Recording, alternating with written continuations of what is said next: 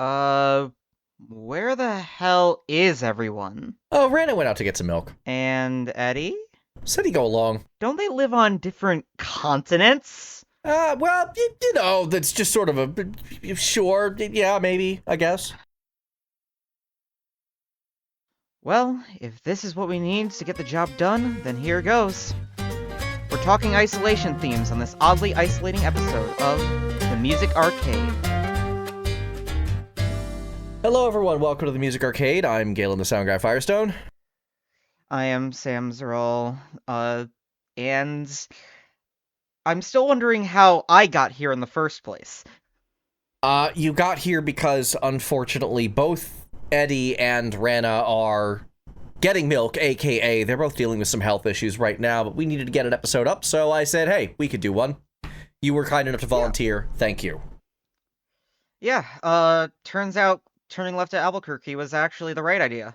You realize we're out of the skit, right? What? Okay. Okay. Well, we are talking about, because, kind of all by ourselves here, we're talking about isolation this week. And obviously that's kind of a freaky topic, right? Being alone out there in the scary world it's a thing. And it's definitely something that has many different manifestations. And hopefully with the music that we were able to show today, we'll be able to see some of that. We've definitely run the gamut on picks. I see no reason to delay the inevitable. This is a pretty simple topic with some pretty interesting picks. I picked kind of a proof of concept, and that would be Final Fantasy VI, The Dark World, by the great Nobuo Uematsu. I specifically picked the A New World version, which is the chamber orchestra one. In this case, something about the live instruments I feel kind of works better than the chips in this particular case, though obviously the song was very effective in its original game. I mean, it truly evokes those feelings that of the world being dead, of the world being gone, that you had known, that you have gone through for hours and hours on end and had met people through, and now you have lost them, they have been separated, and now you are alone, you are alive, and you must now deal with it. Mm-hmm.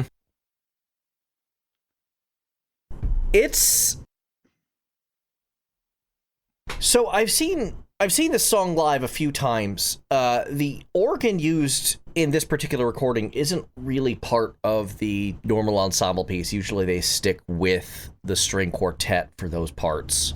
Personally, I think that the organ actually adds to it, as it's, in a way, a manifestation of, Kefka's rise in the background as it slowly dawns on you that, oh my god, the madman did it. So, I'll be honest, I'm not sure it's that deep. I think from a compositional point of view, Nobuo Uematsu uses this instrument a lot. Like, it comes up in a lot of his music. My favorite final boss theme is the Extreme from Final Fantasy VIII, and that one has a whole breakdown with the same kind of organ. He just likes this sound. And I don't necessarily, I don't want to say that your interpretation's wrong, because that doesn't seem fair, but just from what I know of him as a composer, he just does this. That said, the organ is also used as one of the main instruments within Kefka's main theme of Dancing Mad. Absolutely. So having that connection of that instrument feeling like it's one of the major voices. Certainly. I don't think that's an invalid interpretation of events. But yeah, I, as a string player personally, truly enjoy the chamber strings in this. It draws the sadness of it out, as well as the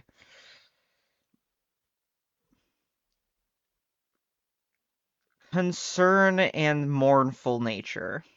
Yeah. I want to give a shout out to Eric Roth, who did the orchestration here. Eric did a really great job on this. I like that he's willing to take more wild swings at arrangement, and arranging a song like this, especially for chamber orchestra, is no easy task. So I feel like the live instruments really work here. I don't want to say in a way that chiptunes didn't, because like I said earlier, obviously the original FF6 version is effective, but this is one of these cases where I think this arrangement kind of elevates it beyond its original form, and I think it kind of captures that sound a little better. I can agree. And from there, we are moving from one haunting, quiet thing with a lot of twinkly bits to it to another melancholic, twinkly piece. I totally botched that transition. We're talking Breath of the Wild. Go. Oh my god. The Lost Woods is one of the most well-known areas within Zelda, as it has been with the game for many, many iterations. But with Breath of the Wild's version, it changes it from the Kokiri forests where it feels more upbeat and you get to puzzle in interest and curiosity. Instead, this plays on disorientation, plays on bumps in the night. Like instead of trying to curiously deal with a puzzle, trying to deal with a conundrum that if you don't find the right path through, you'll either end up right back at the start, or you won't end up there at all. Now, the song really bears that out. There's a lot going on with the panning on this. I always like it when they go the extra mile on mixing. So there's this one percussion bit that kind of comes in, and it kind of bounces between all sorts of speakers. I'm only running stereo for this, but it wouldn't surprise me if this was mixed 5.1. It wouldn't surprise me if there was a version of this that actually plays with surround. Just to mess with the senses, and I think kind of, what was that? I don't know. Where is that coming from? Everywhere. And it makes it so that once you actually get to the clearing of the Deku Tree where the Master Sword is, it feels that much more of a relief as you are now out of that area that makes you feel like you can't find footing. Like, because you have fog all around you. You have trees that are around that you can barely see the signs to go which way you need to go. My familiarity with the Lost Woods is actually primarily linked to the past, which is a very different take on that. And then from there, obviously, Ocarina of Time, which also has that getting lost sense, but it, like you said, in a much less drastic sort of circumstance. If there's one thing about what little I played about Breath of the Wild, isolation's actually a pretty good theme for a lot of it, even though I know there are towns and there are people. When this game wants you to feel like that there is life in the area and that there is people around you to support you, it will let you know. If they want you to feel like you are alone against the tide of monsters and of the ruins of what has been left, it will let you know. And this is one of the big themes around Breath of the Wild, of that you have woken up after 100 years and nothing is the same and nothing feels right. And when you get lost and you get isolated, it feels wrong. It's good about that. I didn't play enough of this game to have more of a reaction to it. I had a lot of issues with it. But again, I do remember what you're talking about, that exact vibe of, yeah, that's just, there's a kind of a sickening quiet to it that I think is very intriguing and very unusual for a Zelda game. Mm-hmm. So, I think that it's time that we move from fantasy to a little more personal isolation. The games known as the Nonary games, 999, Virtue's Last Reward, Zero Time Dilemma, are some of the best at delivering that feeling of if you are isolated from everybody else in the group, you are alone. You're dealing with being concerned about who else is doing what. If they have decided to go through a door that has that might have been your way out. And it leads to that tension, it leads to that feeling that if you don't find the answer to what's going on, something really bad's gonna happen. And usually, it does. Yep. So, I have not played this, so I'm devoid of context on this. However, from a musical standpoint, there's a lot of stuff I like. It's obviously very discordant and dissonant. It's definitely like a stressful song. That's clearly the intention. It's meant to... So, it's usually used in scenes where whoever's the hidden antagonist does something. Or if one of the characters does something that is out of the stress of the whole situation. Because after they go through a puzzle, they have to vote on who they think might be the group's traitor. And so there's a lot of interpersonal politicking, there's a lot of interpersonal stuff, but when you are alone and when you have a person down, you feel very anxious, very isolated, like, who is doing this? I don't feel safe. That. And it works. Like, it definitely comes across in the way it's written. There's this underlying harmony going on that's very, like, the bass line and backbeat are very, like... It's the same kind of EDM that SMT Nocturne used, and that is also a very isolating game, which I actually should have picked something from that game at some point. I don't know why I didn't. Don't worry, I got you covered on stuff related. You do. You do. But before we dive into that, let's go on to one of the masters of this, and that would be Akira Yamaoka. So, I haven't played a Silent Hill game in about 15 years. It's been a while. But this soundtrack is always kind of stuck in my mind, and I was wondering how much would get changed by this recent remake. The short answer is not a whole lot. The soundtrack is still there. The one in particular I picked was White Noise, even though a lot of the songs in the first half of the soundtrack are just variations on the same theme, and so is this one. But this one, the, like, long intro leading into Laura's theme, I kind of find very intriguing, because it comes from that same kind of, like, stressful, discordant place, only to go into this familiar, comforting guitar line, but in a way that seems fake and haunting, and, like, this is not a mirage you should be heading towards. Mm-hmm. It would, with that, like, it's running away from a monster into a place of tranquility, in a place you should not be expecting tranquility. Yeah. And if you were... I gotta tell kind of a side story, because this happened fairly recently and was very funny. Go for it. I very rarely play, like, one-off tabletop games at the Armchair Adventurer here in Oahu.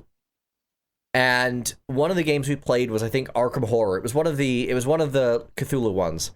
And if there's one thing I know about Lovecraft, it's that if you want to survive, you keep your head down and you don't poke the eldritch nonsense. We actually failed our campaign because we were expected to, in fact, poke the eldritch nonsense. We outsmarted the game to our own detriment. Incredible. Yeah, so this is one of these moments where, like, a savvy player would be like, that's a trap, full-on Mad Max Fury Road moment. Whereas James Sunderland, of course, is kind of stupid, and therefore rushes headfirst into the nonsense, as he is wont to do. Now, he admittedly is not a particularly likable guy, and that's kind of the whole point of the game. Yeah. Even then, I find it kind of funny that it's a similar kind of situation. The player would probably be looking at this going, nope, we shouldn't be doing this, and the game expects you to and kind of forces you to if you want to continue. It's like, the player can say, nope, I can just turn the game off, and that's winning.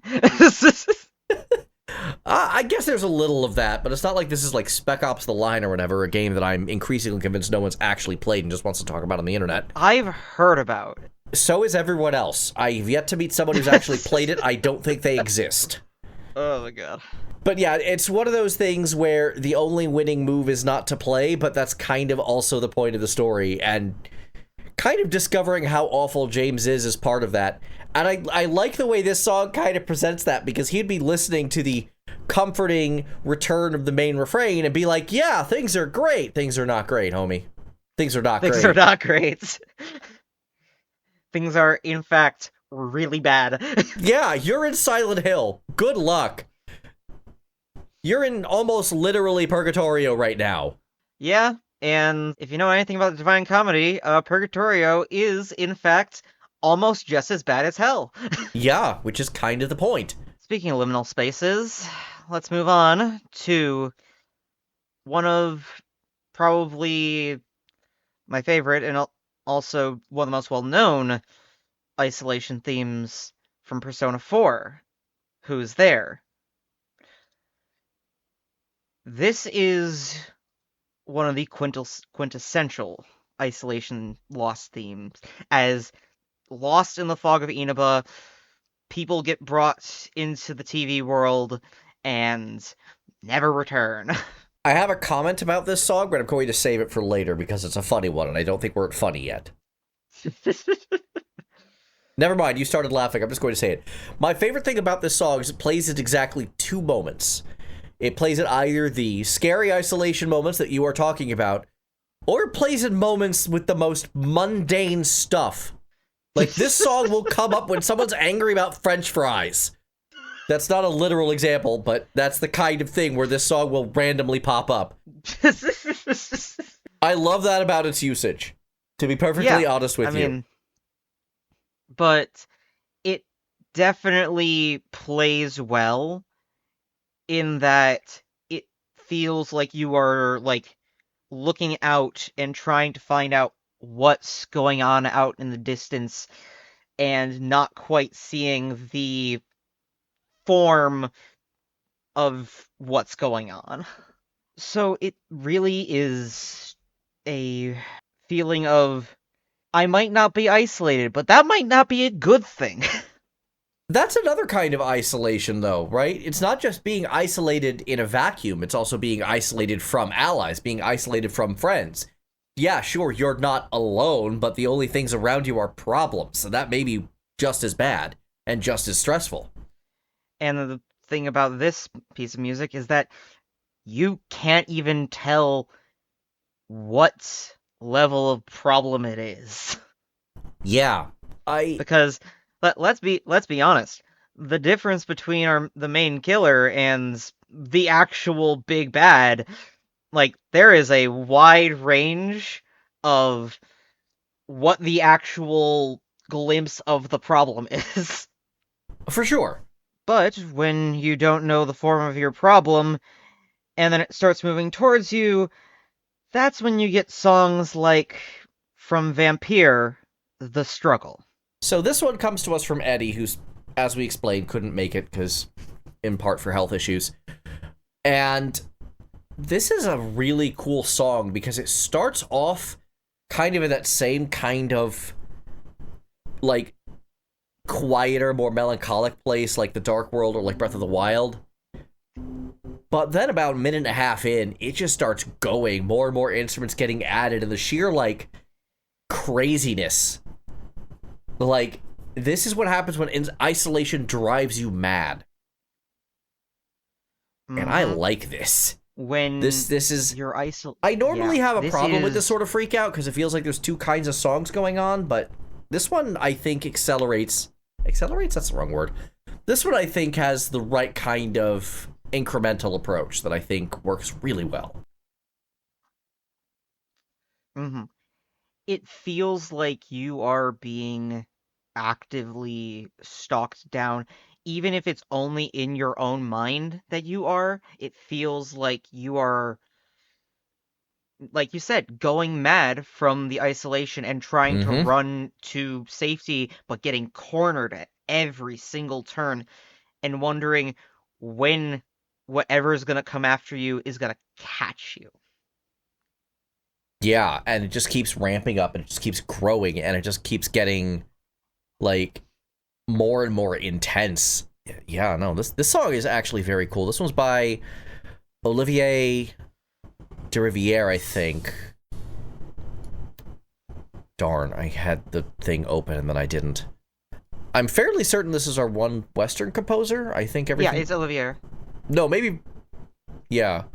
I swear Virtue's Last Reward had like a writer or something who was Western, but I don't know about the rest of the dev staff. And I know it's a traditionally Eastern kind of style of game. So I don't actually know who the composer on that one is. That, but I mean, with the game that it's from, like, the energy of that, the fact of the matter is, I think that with the game that is, like, you might be the one causing this music to be playing. Yeah. And that is another, like, cool trick of the music, is that it isn't clear from the composition whether you're supposed to be the one being afraid or causing the fear. Are you stalking someone with this? Because that's a plausible usage of this track. Because hunted, like, questioning, are you the hunter, or are you being hunted? Like, being able to listen to a piece of music and not being able to ascertain which exactly, it adds to the confusion, to the concern, to the madness. Mm-hmm. All together leading to something malevolent. I mean, all of these songs are malevolent to a degree. Like, the only one that could be argued as not is Silent Hill 2, which we already discussed. That lack of malevolence is in of itself a massive red flag and a mirage, and you shouldn't go towards it. Like, that's the whole point of that part of the song. So I feel like that's kind of a calling a spade sort of situation. Yeah. Like, isolation is not a positive thing. If any song were positive, that would be awful. That'd be a tonal mismatch like you wouldn't believe. But then again, the tonal mismatch could mean something even more dark. Which we discussed, again, as I keep coming back to this. This is kind of the one thing that sets Silent Hill 2 apart from these other songs, is that it does try to lull you into that false sense of security. Unlike all of these other ones, every last one, which are some measure of intense freakout. Some measure of melancholy, some measure of intense, some measure of everything is wrong here. But I think that there's one last layer of isolation and that madness that we can go. Oh yeah, and that is totally crashing out. Enter Eve from Nier Automata, the final boss of routes A and B. His boss music dependent Weakling is in your face, epic, and absolutely unhinged. It is the madness and desperation of a person who has lost their purpose for being. Yeah. And man, I love Manaka. And that's an isolation this composition group.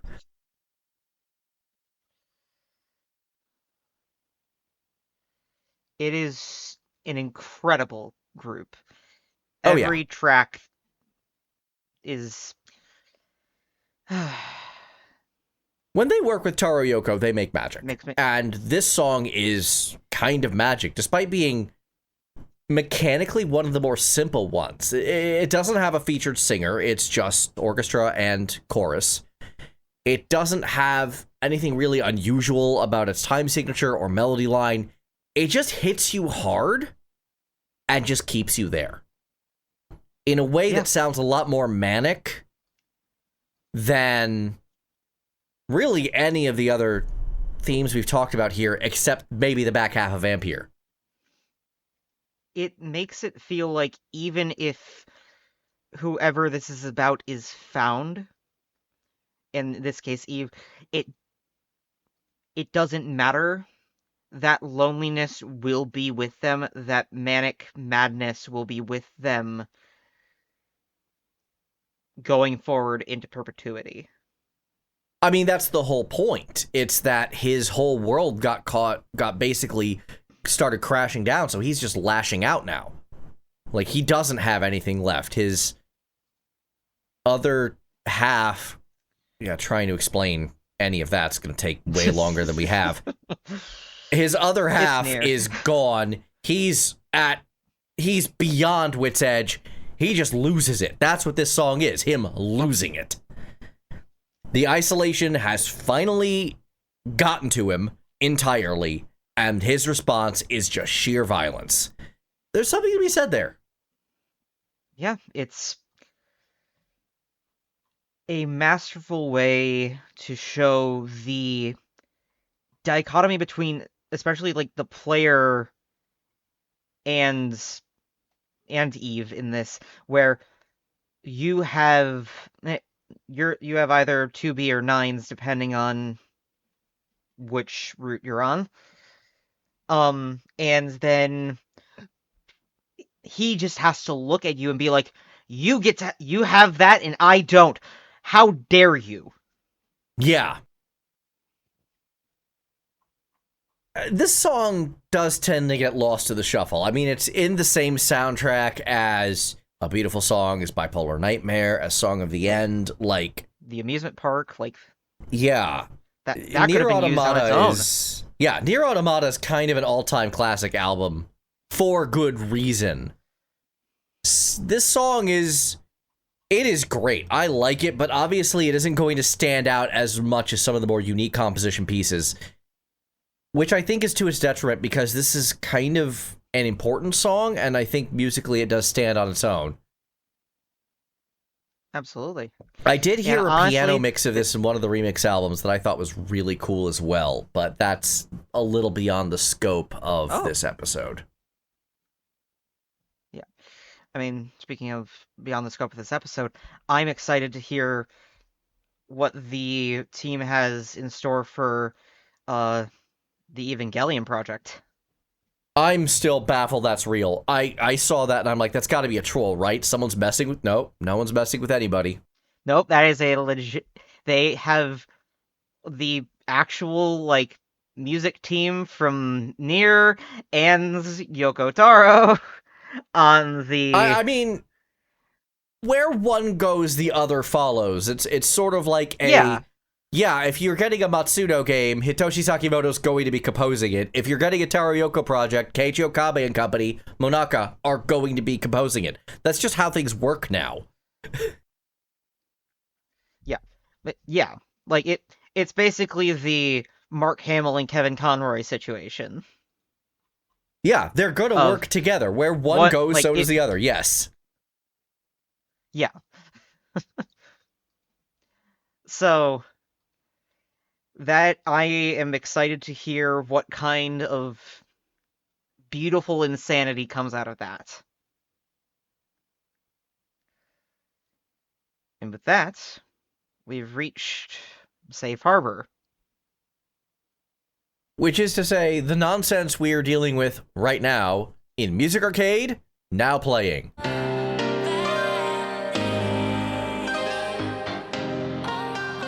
Yeah, I'll be honest. I got 2 games on my list, both of them by the same composer.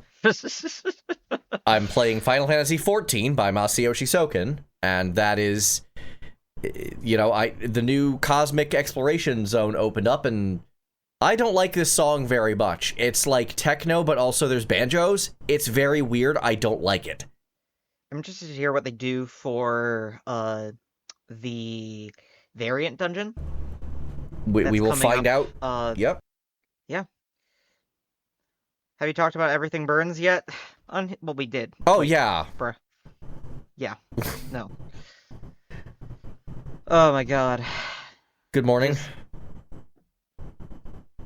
Crazy stuff with that. Yep. So, yeah, not really much to say there. I've also been listening to a lot of Vali Garmanda's music because my casual status we finally got to farming that one.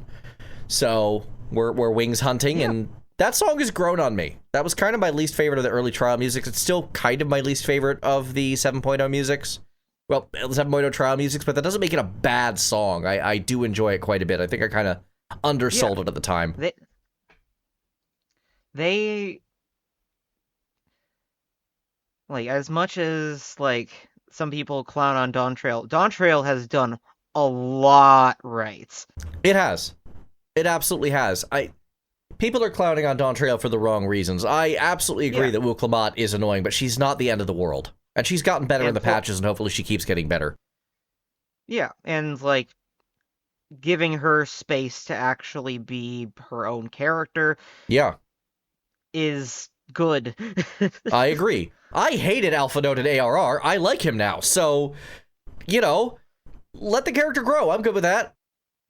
Like, even if there's a little bit of growth off screen and then we get her for a little bit more, like, great.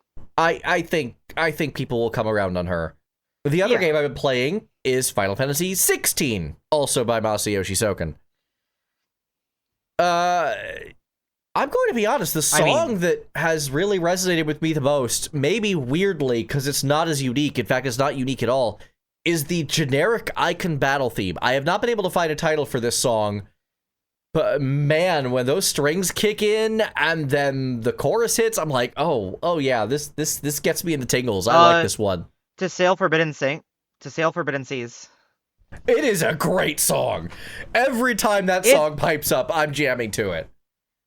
Yeah, no, it feels great because it also does. Is such a rhythmic track that it makes you feel like the dance that you're normally doing in combat actually feels like you are actively dancing to that fight. Yeah. So far the soundtrack has been, again, Masayoshi Soken's great. He's still great. He hasn't stopped being great. I don't really know how else to say this. Cheeky. He also likes to be cheeky and throw in leitmotifs from other things that were related. Yeah, I got spoiled to Leviathan's boss music in this game, and I'm like, that's a familiar melody line. Where have I heard it before? Could it be the Leviathan fight from Realm Reborn? Yes, it is. It's just that same song again, just another different remix of it. And I'm just like, okay, cool. Honestly, there is a remix of another song that you don't particularly like in general, but I think that they actually made it a lot better. Sam, I'm going to stop you right there. If they reused Escape for Monster Hunter, they are definitely using it for the Omega DLC here. Right? Yeah. Yeah. Duh. But they remixed Escape, but they made it actually better. Good. They really need to. I hate that song. They made they removed the vocals. Good. Koji Fox is not a singer I'm willing to tolerate any longer. It was cute for a little while, but no more with him. Scratch that. He's actually okay at metal tracks. He was okay on, what's it called? Not Afraid? Yeah, Not Afraid. Not Afraid was great. I didn't mind him on that one at all. He was a decent vocalist on that one, but no, he shouldn't have been on the Dawn Trail main theme, and I'm glad that the main version they're releasing is the one without him. I'm very sick of him as a singer. So the fact that they removed him from Escape, I'm okay with that. They also leaned a lot more into the technological aspects of it. And okay, so I should expect it to sound more like the twinning. Got it. That's a joke. That was a joke. Yeah. I mean, the thing is, it's just, I enjoy how they did it, and also that they made it feel more like an actual boss fight instead of a jam session. Yes. That's all. I will say that is exactly how Escape sounds. It really does. That is such a basic garage rock song. I get why people like it, but again, I think my favorite line of all time in all of Music Arcade is dunking on that particular song. That cracked up Eddie and Rana so hard. So Yeah. my disdain for that particular track is very well known at this point. It does sound like a jam session. So It does sound unprofessional, and I would love to hear when they do. I like A Long Fall, the twinning version. That's a much more interesting track. Do that. I think that you will love the one that they have in Echoes of the Fallen. Great. Can't wait. I mean that unironically. I can't wait. So far, this soundtrack has been a gem. I think there's been one song I don't like. Okay, no soundtrack on Earth is going to get me 100% of songs, so whatever. I'm still calling that good. What? There was one song in the middle of the Bahamut boss fight, because every fight's like 16 phases, and like 3 of them had this like almost Baroque piece that I don't think quite landed. That's been my biggest musical complaint so far. It is called Ascension. Okay. And I think it works on its own, but not for the game. Maybe it would be fine in another context, but I'm like fighting a giant dragon and I'm playing as a phoenix right now. Can it please not sound like this? Can I at least get the crazy psycho strings from Drakengard, because you're trying to be Drakengard right now? Can I get that, please? I actually got to hear it with my Distant Worlds stuff.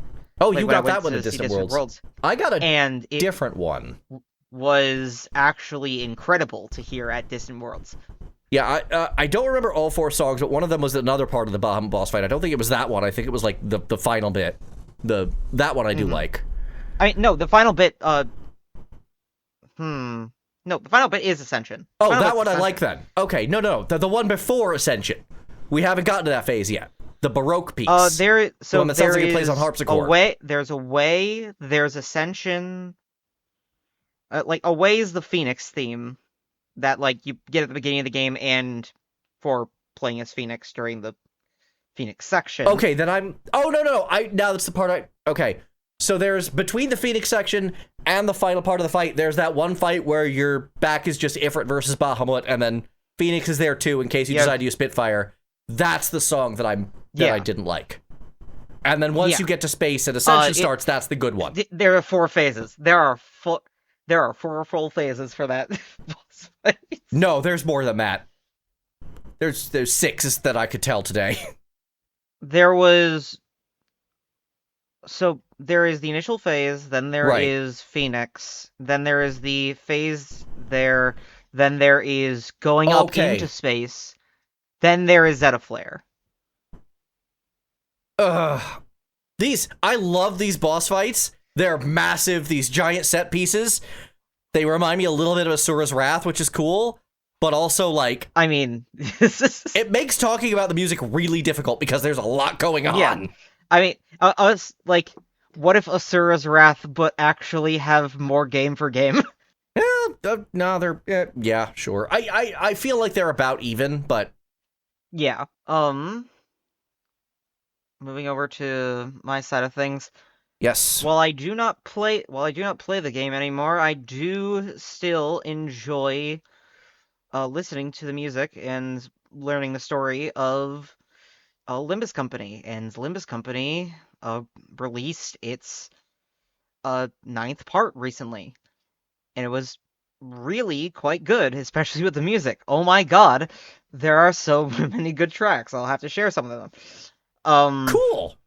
That play on several different of these boss fights throughout, and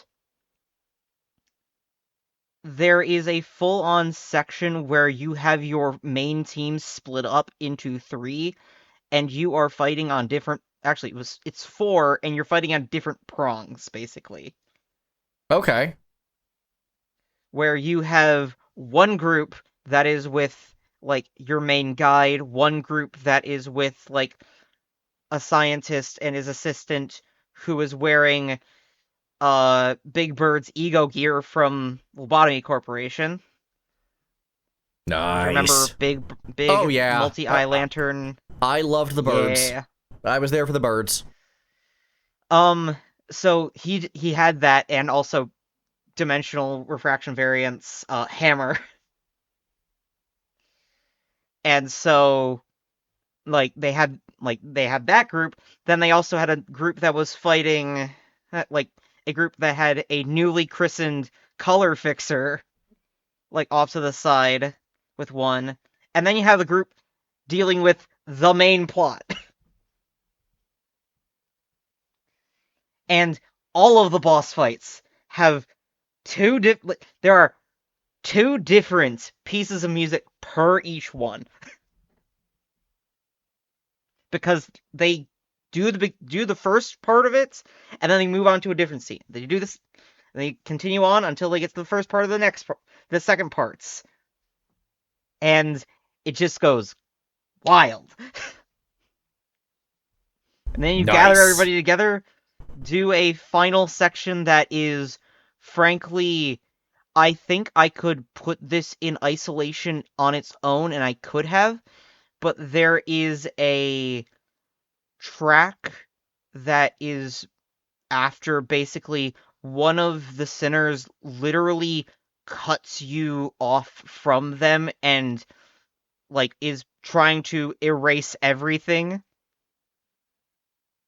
because they lost one of their precious things. Mm-hmm. Character's daughter.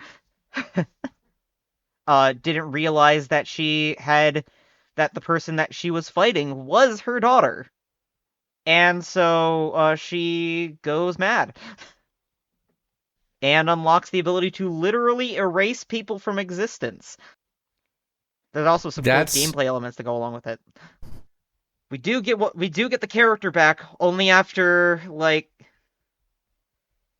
some really heart-wrenching stuff.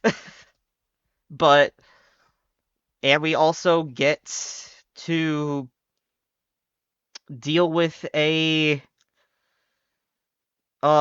fake Roland.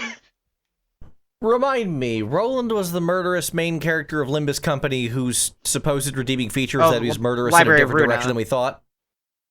What did I say? Library of Runa. Yeah, Limbus. That one. Oh, I did? Okay, my bad. Because Roland was going along with it to try and murder Angela. Good. Sure, yeah. Because,